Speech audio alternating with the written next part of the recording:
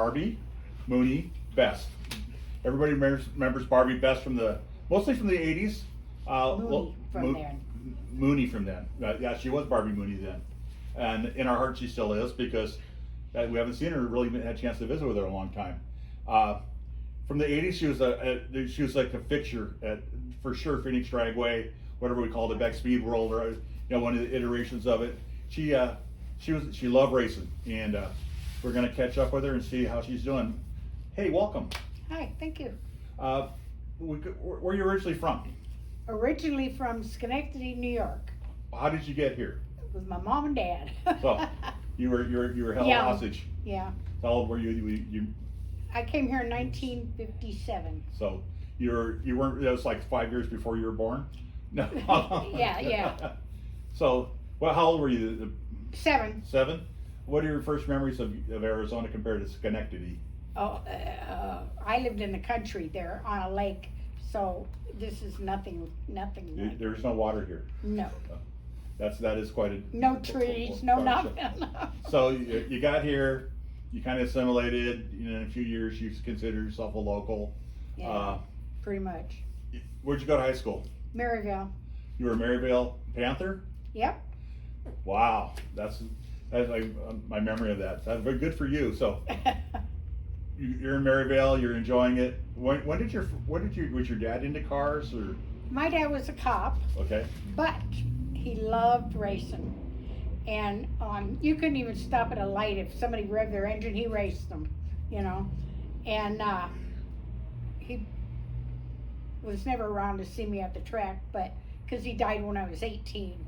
But he didn't say anything to me when I got caught being the flag person on 75th Avenue out in the boondocks when we held races out there. And I started doing that at 15. So That I didn't know about you. That's fantastic. So your dad was the Phoenix Police Department? Mm-hmm. Wow. No, the DPS. DPS. Oh, okay. So he got a lot of high speed guys and all that. Yeah. The Highway Patrol, DPS. So at 15 you were flagging cars. So it shows me you had an interest in cars early. Oh yeah. What do you remember your first? Like, I want to do that. How old were you when you really got into cars? I had a friend. Remember Keith Lenzner? Keith's Camaro? I remember the car. He owned a Blakely gas station at 67th and Indian School, and I was down there one day because it was close to the house, and he asked if I wanted to go for a ride in his race car, and that's when they had closed up the old I can't remember the name of the store, but anyway, it was closed, and we got in his Camaro, and whoa, he come down there like a bat out of you know what, and that was it. That did It me didn't in. scare you. You wanted it. Yep. So that's when you felt the need for speed. Oh, definitely. So what was your first car? My first car, period, or my No, your first first car, period. Oh, 52 Ford. Did you have a name for it? No, piece of shit. Oh, well, I don't know if we can say that. No, I'm kidding. It's one thing about Barbie. You don't have a hard time. We love what you say. She's just like the rest of us, very low filter. And you drove that to high school, or? No, I wasn't allowed to drive yet. My dad would have got me, and I parked it around the corner, and yeah. You didn't Drove know it you when had the I car? could. Yeah, he didn't know. Wow. That's me. I love it. I think we got a little pattern going on here. So that was your car. When did you first go? When's your first time was flagging street drags, probably, or being at the street drags? Well, or did you go to drag strip first? No, my husband, Danny, as you remember, he raced at Manzanita Roundy Round, and that tripped me out. They're crashing and all that stuff, and he decided he's taking me to the drag races. Let me try that, get it out of my system, and that was all she wrote. One time, and I was hooked. So when And that was in a '79 Capri RS. So, and how fast did it run? 17 seconds. Well, you had a good time. Which drag strip did you go to? Phoenix. Okay. So that got you hooked, and your husband goes, uh-oh, Yep.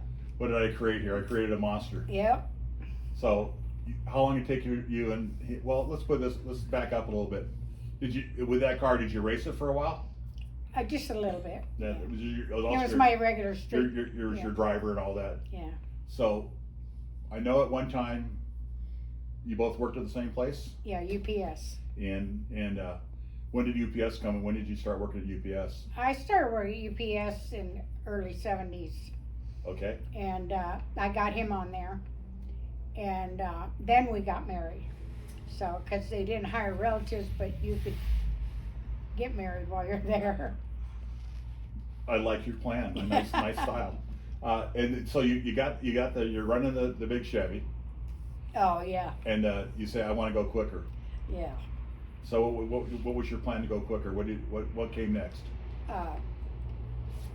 I had a 6-cylinder Dodge Challenger that I didn't race, but that's the kind of car I like. Right. And I got a good deal on one, and we started in on it, and the first time it ever ran was 14 seconds. And you thought, wow. Yeah, that became Mopar Madness. Yeah, that great car. Yeah. The one I think everybody remembers you from. You know. Yeah. So where all did you race with that car? I raced a few times in California, Las Vegas, Tucson here. Remember when we shut down Winslow and Eloy? Right. Yeah, did all that. Well, Eloy was Carl Harvey's race. Harvey, yes. Yeah, that was we've talked about that Carl. here in our conversations. He always had a dream of having a drag strip, and he really was passionate about it. He was able to run a one-off race in Eloy at the airport. Mm-hmm. I think most people who were there have great memories of it for one thing or another. I loved it. It was a very interesting deal. It was very well attended, but it was a one and done deal. And Yeah. to say you've been there, it means you were part of the scene. Yeah.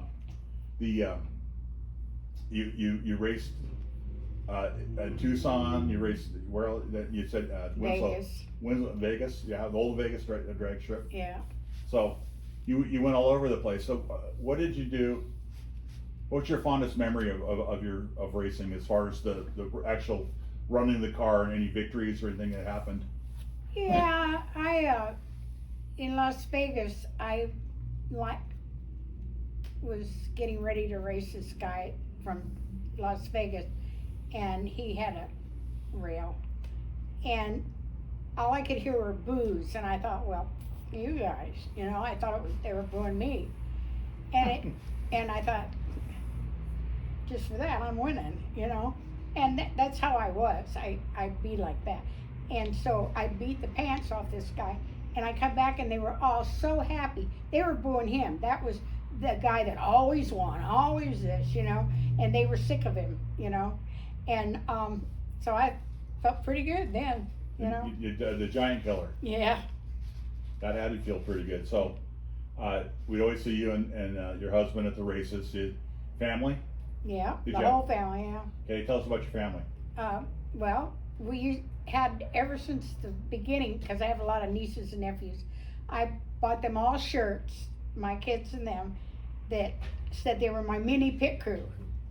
And they would run all over the place with like little Jody Goff and, Wendy and all those, and they were more, the kids were more into having fun than they were the racing, until I got my oldest daughter at 14.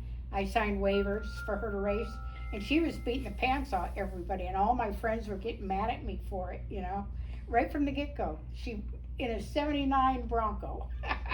What was her name? Cammie. Cam, that's right. So Cammie would turn out to be quite the racer herself. Yeah, she did. I bought her a CUDA, and she raced it too, and she couldn't beat her, Women are kind of consistent in their reaction time, so she was like her mom. Well, I think also back in those days, because, one thing I love about drag racing is, of all the motorsports, it's the most inclusive for gender, race, everything. Since going back to day one, we've been very inclusive. But women still were if you at Manzanita, you had to stay in the stands until the races were over. When women first went out there, back in the day, a lot of circle track stuff. Women weren't allowed in the pits unless they were a driver. I raced at Manzanita in the street stocks, and they wouldn't let me. I had to race with women only. Right. And I didn't like that. Right. Who wants a trophy with a powder puff on it? Well, yeah, us guys are very fragile people. Well, especially back then to get beat by a female. And yep, and it's always something wrong with their car. I know, I went through all that for years. So you had this Never magic thank ability. you, but Rocky Golf. First one to come over and said, "Hell of a race," Rocky Golf was a good great race for But himself. then I felt bad though, because every time there was races, he'd pull me first, and he's not gonna win. So he went out right away, and I felt so bad because we were good friends, And his dad would tell me, "Better get on it, boy," But No mercy. no, not when it comes to racing. Another one was Chiffon. I heard him tell his son, "Pick the girl, piece of cake." He lost. Oh, Bob, it was a Bob. Yeah. So the different people you ran back then. You ever run against Clyde? Clyde Edwards? Oh yeah, I beat him. No, you can't do that. Yes, I did. Oh no, he wouldn't allow that. Yeah, well he did, and you know what? And it was a fellow Mopar. Yeah, Mopar against a Mopar. That's right. He had Apache Gold when I did that. So like cars that looked alike. Yeah. That maybe. Oh wow, you were mean to people. No, I just wanted to win. So and Cammie, how long did she race for? Just till I quit racing. Okay. She She, lost. she was more into boys. Well, that's okay. That's a lot of people say that's where she should have been in the first place. So instead of breaking their hearts and hurting their feelings. Yeah. Heartbreakers that you all were. You raced on what other cars did you get a chance to drive anybody else's car or? Yeah, Pat Jackson's. And that would have been which car That it was kind of a generic. What was it? Was it a Vega or a? He had so many cars. I remember. Pinot. Okay. Pinot. Yeah, and they had to re-weld everything to fit me and all that.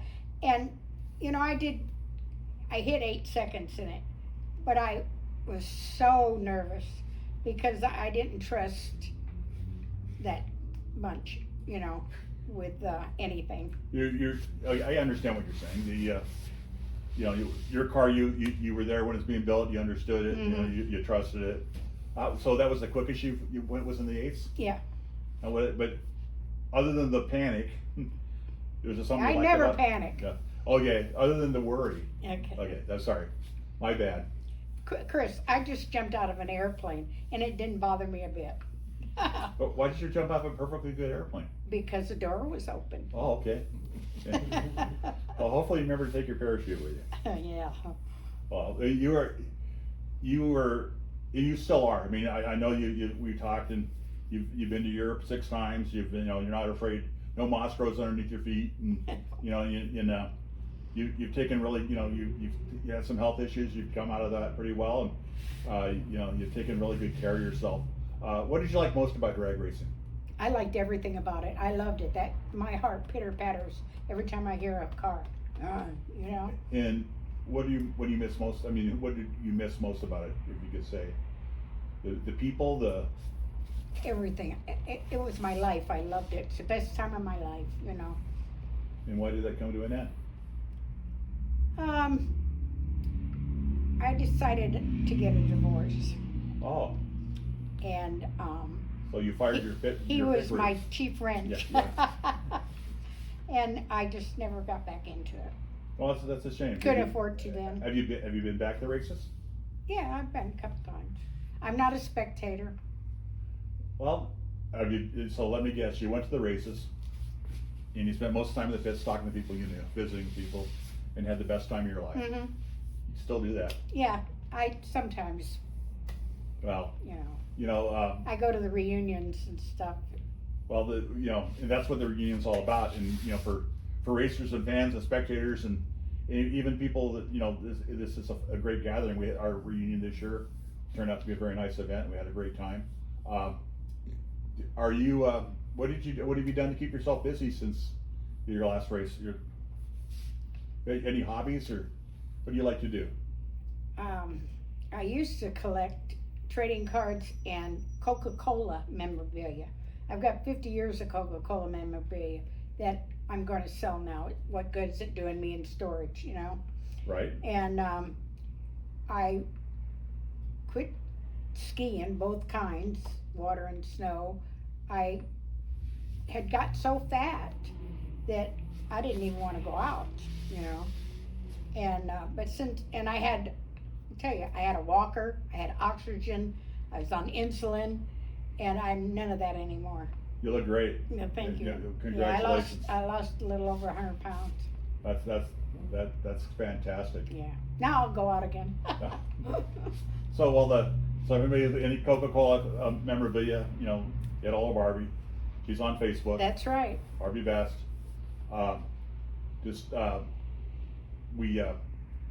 We have such great memories of your racing. Who are some of the people you remember from back then that some of the... Everybody, like Nerez, Robert Nerez. He is such a sweetheart, and he's so smart, and he does such good work. He's like an idol to me, and we're very good friends, and we go on cruises and stuff, all of us. Well, we need to get him. We've asked him several times. Well, he told me he would, but I don't know.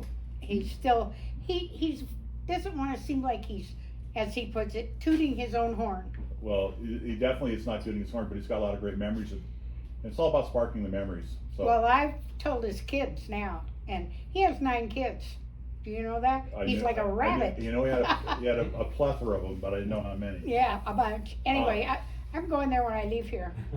And tell him you'll come back with him. Yeah. You'll drive him here, and it's not that far for him to come. He's right at Southern and 202. Yeah, he's got. Robert Flohr lives out in that area. A lot of people moved out in that area. It's a great place. Well, we love the fact that you're here. I just think of all the people back then that raced that there were legends like you. I mean, you're definitely your Arizona drag racing legend. It's always good to see you. Maybe some way we can get you back in a race car someday. Yeah, I wish. I'd drive anybody's. Well, you have the Friday night drag show. Just take your streetcar out there and make a couple passes. I don't think so. It's Oh, so you're snooty now.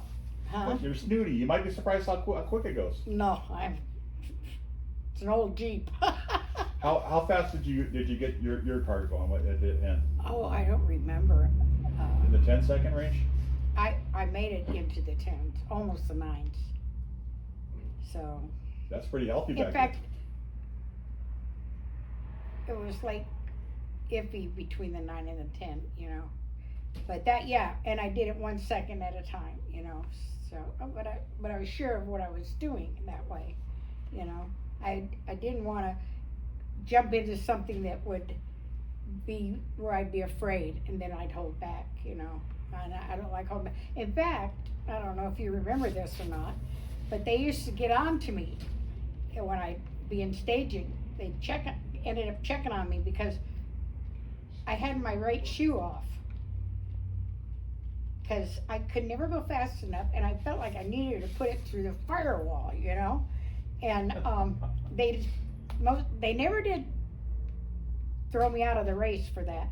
They let me put my shoe back on. But I just felt like I could never go fast enough, So you wanted to put the follow through the firewall. Yeah.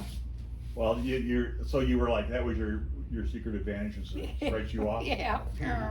Well, I know of all the things people to admit to, I think that's the most unique confession that we've ever had here.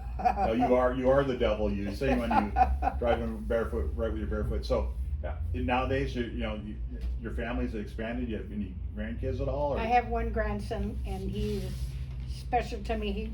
He's the reason I went skydiving. He jumps, and he's also graduating right now for being an RN, but he's going to be an anesthesiologist. Good for him. Yeah. but you're very proud That's of him. Cammie's son. So, the rest of the family, the cousin, or the nephews and nieces, everybody's good. And Yeah. anybody they bring up racing to you at all? Like we wish. Oh yeah, they always do, because I used to take a lot of them to the track, you know, and I miss all that, you know, everybody being together. Well, you've been very special, and you know, a lot of great memories for me. We're so happy we could get you here. I remember one memory with you. I don't know if you remember it. They're ready to cut the the No. camera. There was some guy. It was a 2-day meet at Phoenix Dragway. Okay. Well, because I lived out on the west side, I would leave my car there because Lester and everybody was there, you know, Right. watching. Terry Marshall and all them. Oh yeah. And there was a guy. He had his shirt off, walking around, strutting his muscles and you know all that. And got dark, and everybody's around the campfire. And he backs his car in with these big speakers, and we were all listening to country western, and he's playing something else. And he said something had to do with Terry Salee. Oh yeah. And my daughter was this tall, my youngest, Carla, and he said something. He thought it was me that said it, and he had come over saying something to me. And my daughter said, that wasn't, you know, and he goes, shut up, you little bitch, like that. And that's all it took for me. Bam, I let him have it. And I knocked him right in the trunk of his car. Well, he gets out and he says, if her husband was here, this wouldn't be going on. And Danny come flying across the fire, and he says, I'm right here. Knocked him right back in there. Well, the other stupid idiot gets out, he's coming out again, and you grabbed him and picked him up and put him in the driver's seat, and I said, and told him, you best get out of here, you got 2 minutes. Well, I vaguely remember that now. Okay, that one's safe to tell. Okay. Well, thank you. There's some stuff I don't want people knowing about. That's between you and me, okay? And you know, Donnelly's, they hated fighting, but Yeah. it's because everybody was fighting with them. Right. And I thought for sure when I come in the morning, Jan at the gate's gonna get me, you know? And I just sitting there coming in, and she puts her head down, and she goes, way to go, Barbie. And I almost fell over. Well, you know, sometimes people need it. They need it, no matter what you do.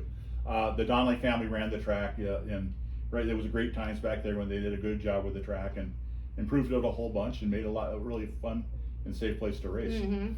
Yeah, I remember it was probably what was it, New Year's race or something like that, or you know, when the 2-day race for I just remember something like being out, you know, but nonetheless, you got a lot of great memories. We hope to see you again. Let us know who you think your legends are that we haven't videoed yet, and give us your suggestions. And you know, Barbie, you know, how does it feel? You're absolutely an Arizona drag racing legend. No, thank you. I love drag racing. It's my everything. I know you do, and we miss you. Thank you for being here.